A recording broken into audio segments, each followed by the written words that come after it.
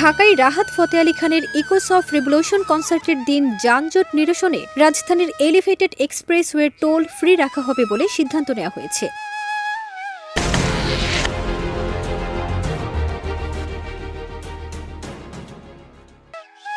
ঢাকা বিশ্ববিদ্যালয়ের মধুর ক্যান্টিনে কনসার্টটি নিয়ে আয়োজিত সংবাদ সম্মেলনে আয়োজক মাহি এ তথ্য জানিয়েছেন। রাজধানীর আর্মি স্টেডিয়ামে আগামী শনিবার এই কনসার্টটির আয়োজন করেছে স্পিরিট অফ জুলাই নামের একটি প্ল্যাটফর্ম। মাহি বলেছেন,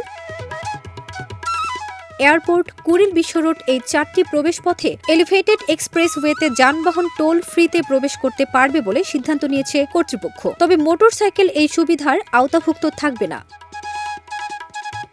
এছাড়া জনদুর্ভোগের কথা বিবেচনা করে সেনাবাহিনী জাহাঙ্গীর গেট এবং জিয়া কলোনির গেট দুপুর 2টা থেকে রাত 11টা পর্যন্ত খুলে রাখারও সিদ্ধান্ত নিয়েছে বলে জানিয়েছেন মাহি। চ্যারিটি কনসার্টের দিন এই সময় গেট দিয়ে শুধু রোগীবাহী অ্যাম্বুলেন্স, রোগীবাহী গাড়ি, বিদেশগামী যাত্রী এবং জরুরি প্রয়োজনে যাতায়াত করা যাবে। প্রসঙ্গত, কনসার্টে সম্পূর্ণ বিনা পারিশ্রমিকে গাইবেন রাহাত ফতে আলী খান। এদিন আরও পারফর্ম করবেন band Artcell, Chirkut, Aftermath, rapper Sezan, rapper Hannan ও সিলসিলা।